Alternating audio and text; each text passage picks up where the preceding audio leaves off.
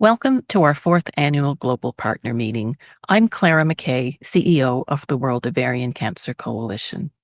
In July 2024, the coalition convened a roundtable on hereditary ovarian cancer with a group of global experts, including advocates.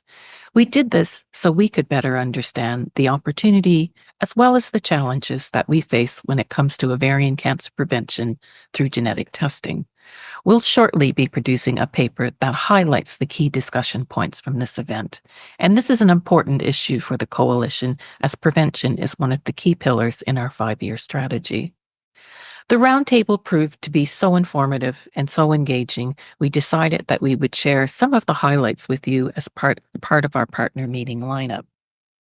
Dr. Julie Torode, now a member of our coalition board of directors, chaired the discussion with input from Dr. Ayesha Mustafa, advocates Cyril Powell and Jennifer Hollington, Professor Ranjit Manchanda, and Ms. Suk Yi Yoon. So I'm really delighted to introduce this previously recorded session, and I hope you enjoy watching it as much as we enjoyed participating in it. Thank you so much. Our first presentation today is on the guidelines in genetic testing for ovarian cancer from the perspective of the UK, and that's from Professor Ranjit, and then we'll open for questions. Thank you for asking me to speak on the new NICE guideline, ovarian cancer identifying and managing familial genetic risk. This is quite a comprehensive guideline covering all aspects of management and care of women at increased risk of familial ovarian cancer. It covers aspects around organization of services, information and support, assessing the risk of having a pathogenic variant, genetic counseling and testing, assessing the risk of having developing ovarian cancer, so risk prediction, risk management, including risk reducing surgery, surveillance, and medical prevention. You'll see on the top line is highlights who all should be able to access gene testing. Then this can be done either by genetic services or the gynae oncology, MDT, where particularly in the context of mainstreaming, if someone's identified to have more than 5% lifetime risk of ovarian cancer, then they can be offered risk-reducing surgery. One of the things the guideline has suggested following modeling undertaken is reducing the probability threshold for offering gene testing for a panel of ovarian cancer genes, and therefore both first and second degree relatives, slight differences in gender, probabilities will be eligible for having gene testing and should be offered gene testing. So they recommend a relaxation of the threshold for offering relatives gene testing. The guideline also recommends parallel germline and somatic panel testing. This is their PGCS and VAGP guideline. We define the threshold of offering surgical prevention as over a 4 to 5% lifetime risk of ovarian cancer. And this has also come into the guideline, and this saves 7 to 10 years of a woman's life. I'll stop there. I think I've taken enough time, and just thank my team, my work with, and also a huge thank to colleagues on the NICE committee who worked with me, and we worked together over 2.5 years to develop the guideline. Thank you.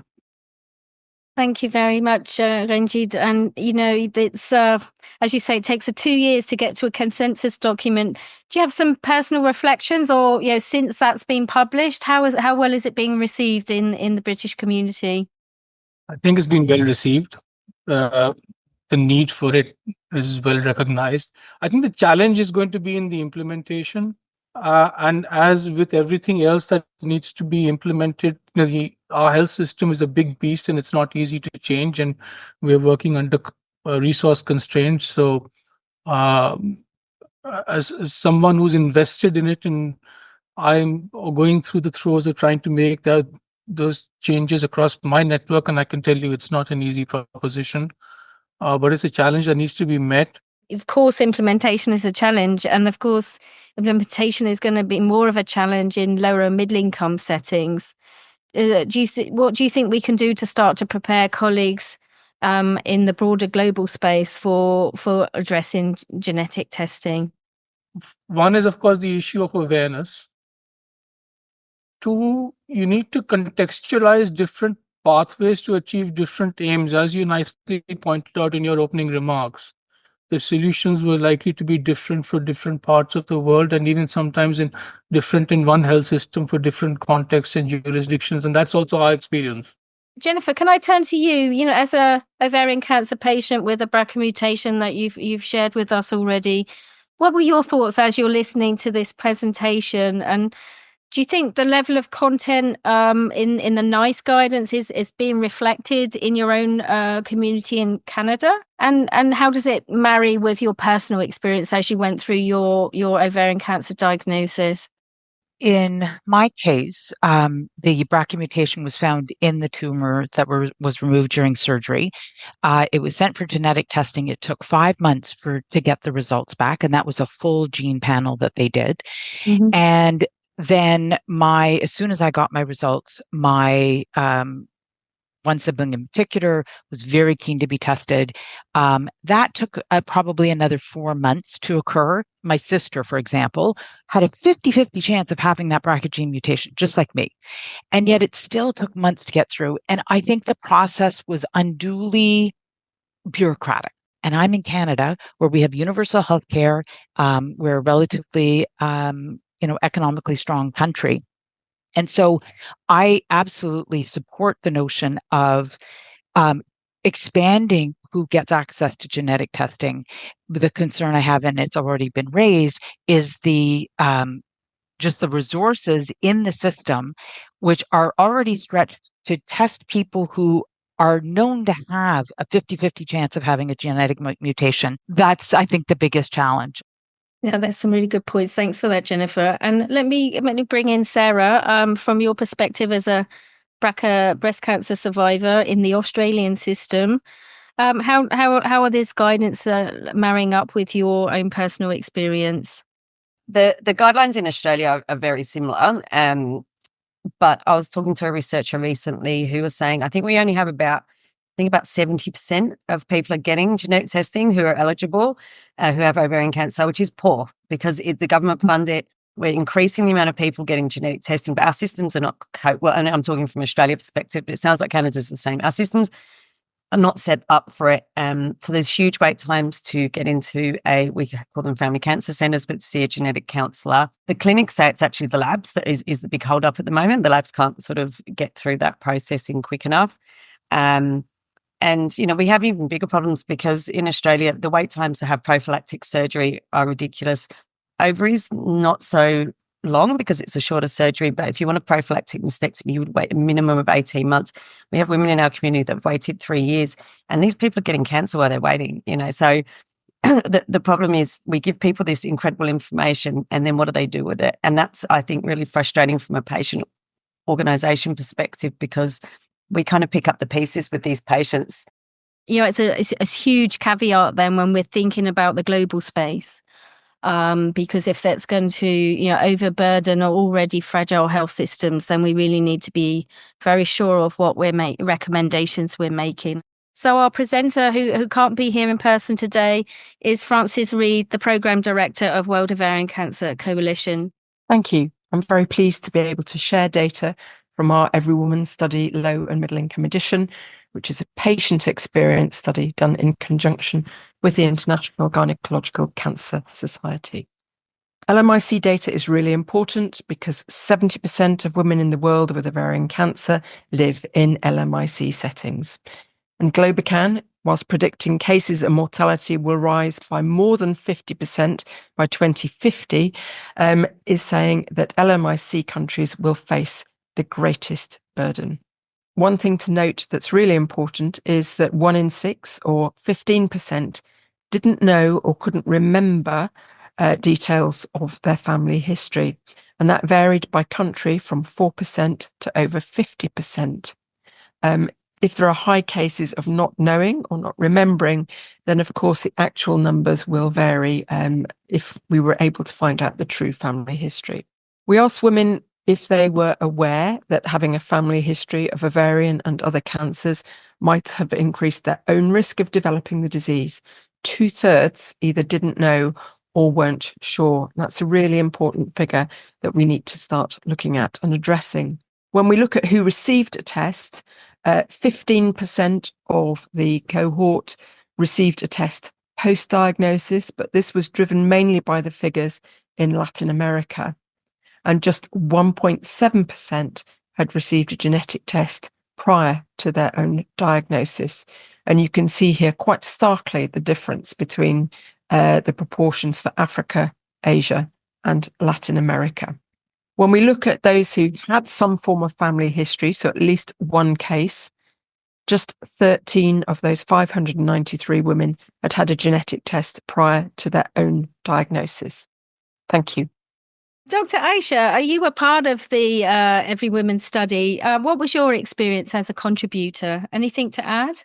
Yes, I was the country lead for Nigeria in the Every Woman study, and findings were quite interesting, though not surprising. Nigeria actually contributed significantly to those that never had genetic testing in Nigeria, and of course the awareness is low, and also the fact that nothing is being done for women that have a strong family history of breast or ovarian cancer. There is actually data from this to show that something needs to be done, and needs to be done quite quickly. Absolutely. Okay. Any questions or further insights on the clinician or patient perspectives for genetic testing across the group? What is clear is we need new scalable strategies for implementation. And I think that's a big need. And in some ways, we are also trying to address that need. So one of the studies we are working on at the moment is to try and move towards direct-to-patient, digitized end-to-end pathway. We can't say that we can't implement this because we're not able to, because the pathways don't exist. That's not the solution. The solution is to try and find solutions and raise the pressure for the investment that needs to go into it, because this is going to go up at a multifold scale. There is also a need for retrospective testing, and I think that came out of one of the comments and conversations. So it's not only just implementing it prospectively. We've shown that when you do it retrospective for ovary cancer, you pick up another 30% carriers, therefore their family members, and you would have missed that. I just want to make the point that if you just do tumor testing, you miss, in our experience, about 10% of carriers. Those are those who carry what's called large genomic rearrangements, and that's not detectable through just tumor testing. And that's the argument for doing both germline and tumor, even or the tumor is negative, don't not do the germline. And I also wanted to point out that family history is a really poor surrogate. 50% of the people who carry these variants and are eligible for treatment or prevention, their family members, do not give you a strong family history. And that's in the Caucasian group. When you take those family history characteristics and apply them to Asian, African, and non-Caucasian population, the performance falls further. So I think it exacerbates inequities. Think of it like, one of the revolutions that happened in the global south, or in the lower middle income or upper middle income countries, that people have gone to mobile telephony. In the UK, we used to have every 100 yards there used to be a BT telephone booth. I don't know if many people remember that. It's no longer there. That sort of thing never happened is not happened in the other upper middle income countries and the other health systems. So I think you don't have to go through the same pathway or the same process of evolution or evolving as the Western health system. Absolutely. And I think middle income countries are really embracing that opportunity. I'd like to take the opportunity to welcome Suki to our call. I wonder if you have some reflections seeing as you work in Malaysia, a middle income country that's really starting to develop its health system. What are your thoughts on implementation of genetic testing? Well, we actually tried an implementation study in Malaysia, and as a low-income country where genetic testing is actually not covered by the National Health Service, we do have a National Health Service. So again, it's about taking it in a stepwise manner on how we can actually improve the access. One of the questions, of course, was in terms of bringing it directly to the patients. So we did do a very large mainstreaming nationwide study, and we have shown that if we do train clinicians to be able to talk about the genetic testing with the patients directly, the coverage in terms of how many patients we can approach actually improve from something which is like 5% up till more than 50%. And this is just by making it accessible to the clinicians that are not located near the primary clinical genetic services. The next issue was, of course, then the cost of the test. So it's still beyond most people in a low medium income country, even though the cost of test itself is going down. So we wanted to come up with a co-payment program, and we wanted to see how much can patients actually pay. Quite incredibly, that it's not extremely low, so they can afford between 100 to 150 US dollars, and we think that that's something we can work with. So with this information, we are now trying to come up with a advocacy policy paper to tell the government, look, if you co-share, you don't have to pay the whole buck. We're trying to show some numbers to say these are the number of lives that you can save, because rightly so, as previous speakers have said, it is not just the primary ovarian cancer patient, but it is the other carriers in the family whom you can persuade to have early detection and so on, which eventually will also be an economic saving for the health system. So I think what's important is we have to show some of this data. If not, we cannot change policy. So I think it is possible, and patients are willing. And it's if they are given the chance to access, they will try and find their way to have the test. Yeah. That's great. Well, we will closely follow your progress, and best of luck with that willingness to pay effort. I just wanted to reflect on what Suki has done and said, and we've just done some work in China, which is not published. A similar sort of thing, like Suki was saying, that there is some paying capacity amongst the people, and we looked also there in a breast cancer ascertainment situation through a breast cancer cohort, the willingness to pay. And it was not insignificant. Rather than doing 5% of what's happening, you could jump to 60% if you allowed some co-payment strategy. So again, it just highlights the need to have out-of-the-box thinking, context-specific solutions to tackle the beast. And I do feel quite strongly that digital technology, even in a low middle-income country setting, offers an opportunity to build those solutions. Ranjit, when you talk about the kind of digital pathways and solutions, and you sort of illustrated it a little bit, what does that look like? I suppose I'm wondering, is it about eliminating the need for people to travel into, how does that facilitate more innovative? There can be different types of solutions. In a sense, you can create both digital material, which you can read, which you can watch, you can consent, you can order a test, you can press a button and speak to a counselor if you want. You can book an appointment to speak to someone, all on your smartphone. You can get your result on your smartphone. And it becomes a digitally enabled solution, which of course you need to contextualize for different situations, but it's a model which is scaled up, which uses less health system resource than we do today.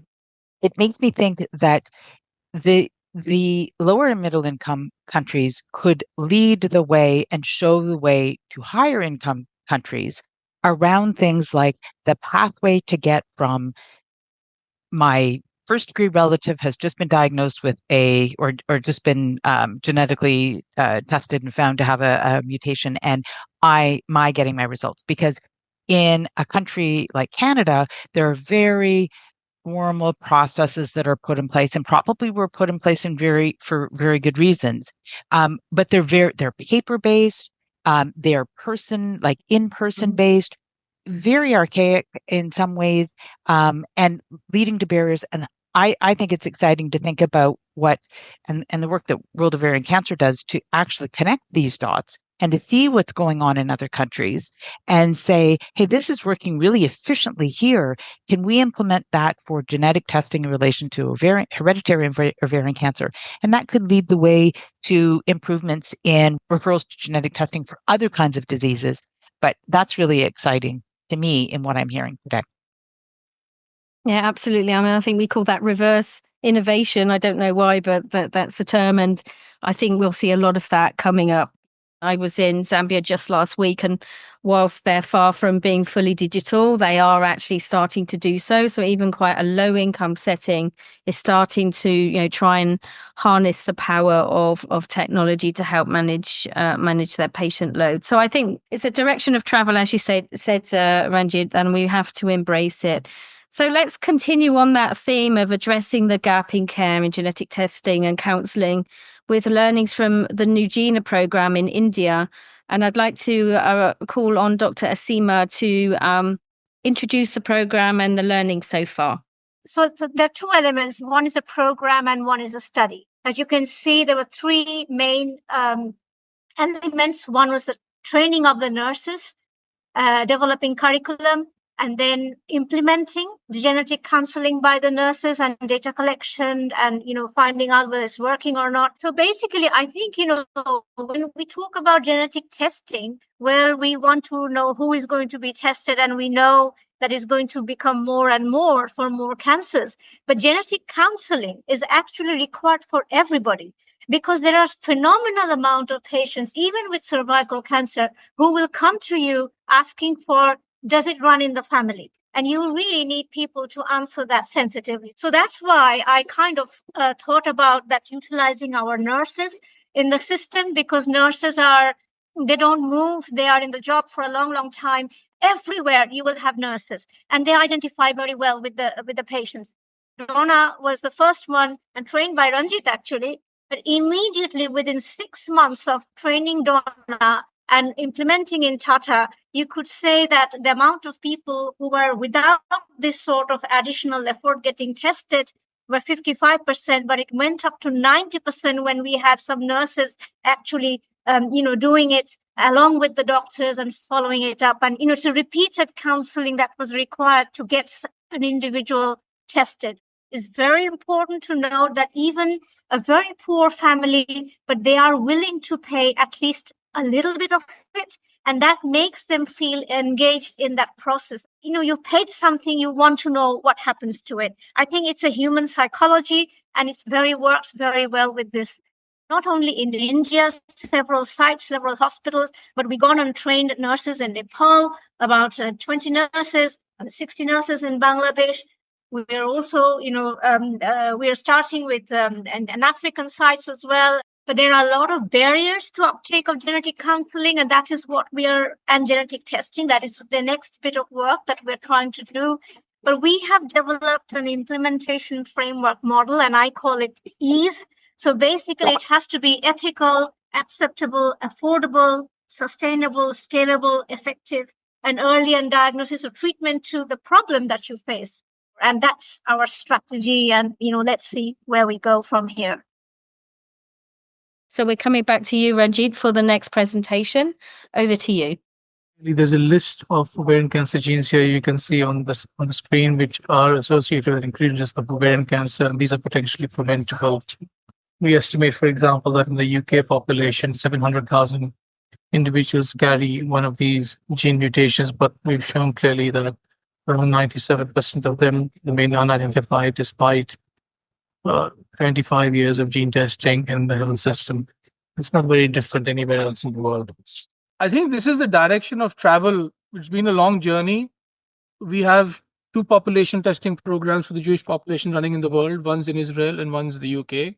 I think the way forward to maximize things is to doing more large-scale testing.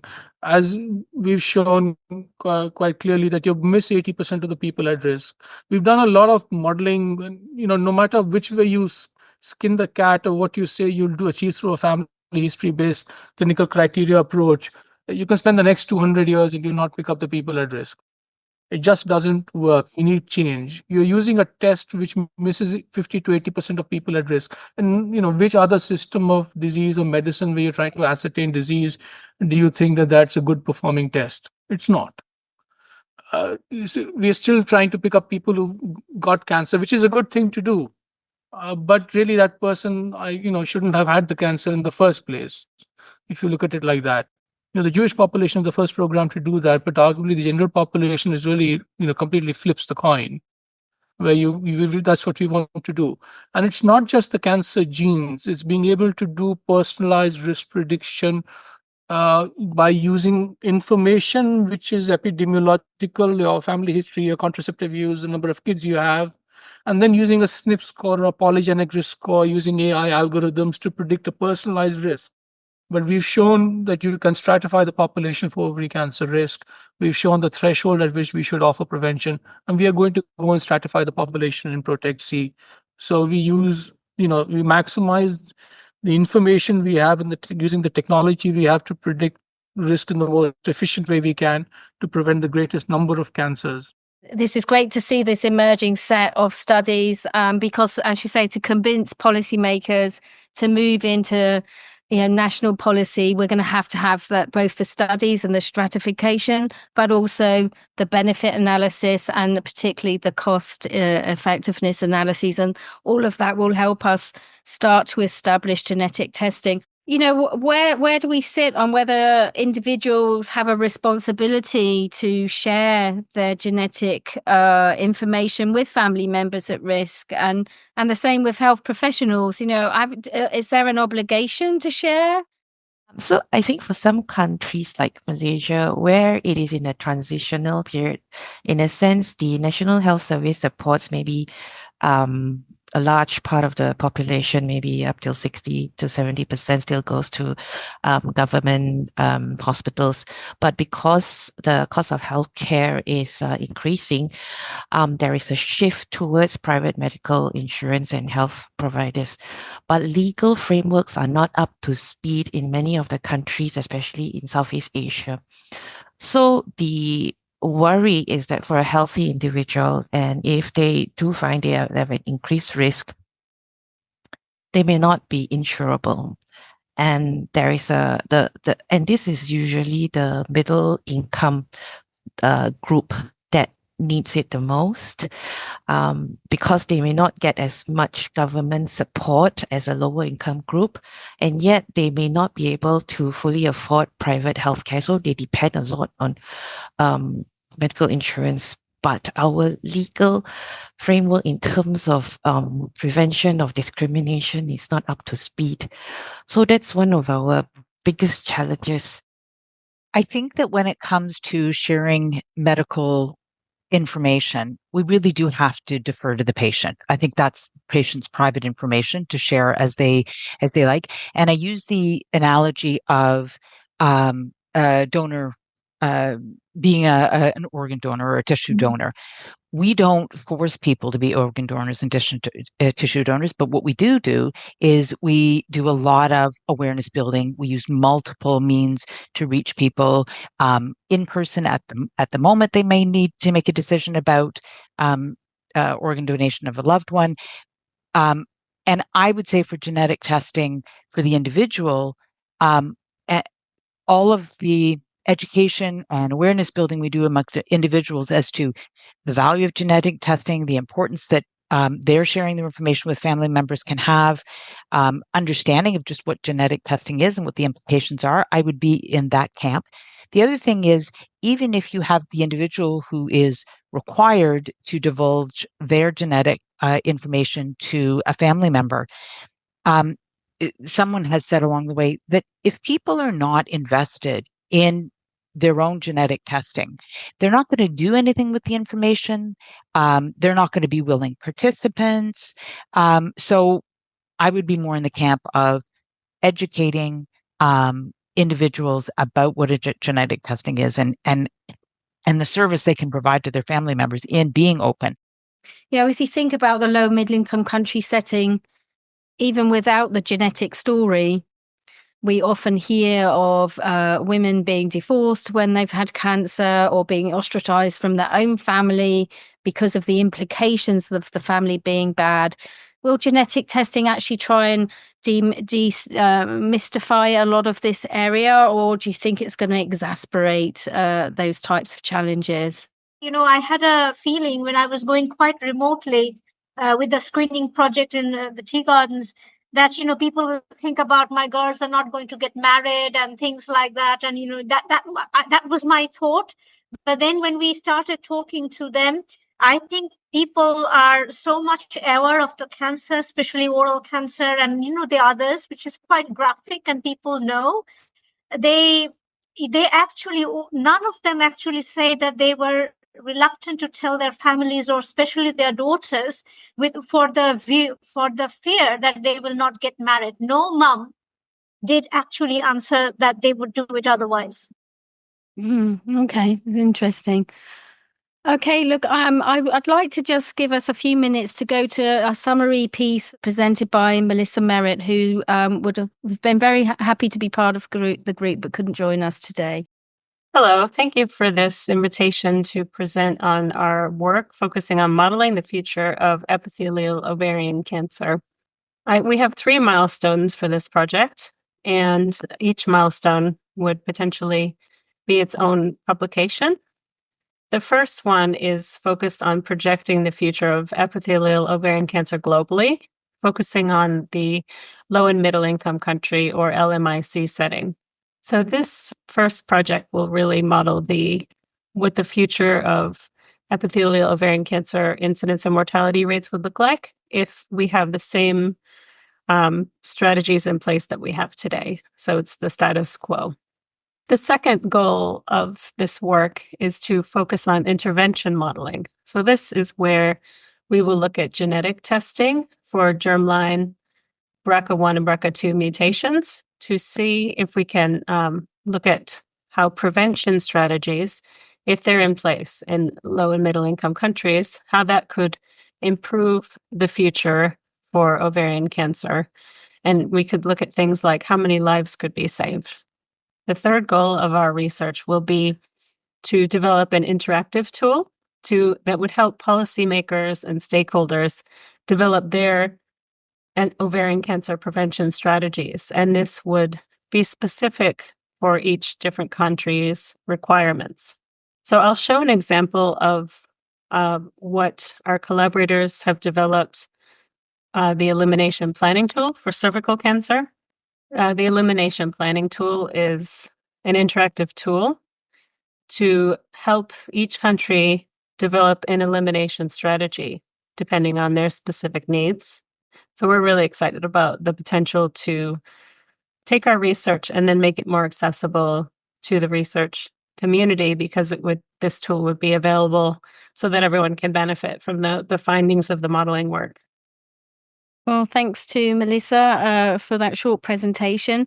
I think it's showing you that as a World Ovarian Cancer Coalition, we're looking at ways to bring the story to policymakers, but also focus on the population level potential of introducing this new type of intervention and prevention. Let's remember that. Clara, I don't know if you wanted to add anything whilst people are sort of digesting what they've heard. Julie, that's exactly it. I think, this is really why we benefit so much from having these roundtables with experts and, people who know a lot and spend a lot of time thinking about this, and just going back to that, helping us make sure that we're looking at the kind of right issues in the right way. So I think that there's so much that we've covered. It's very rich and very kind of thought-provoking. And I always come away from these roundtables thinking a little differently about it. And I think that's really important. So I feel this has been just an excellent kind of launching off point, and at the perfect time in terms of the development of our own thinking and priorities. So just a big, big thank you to everyone here today.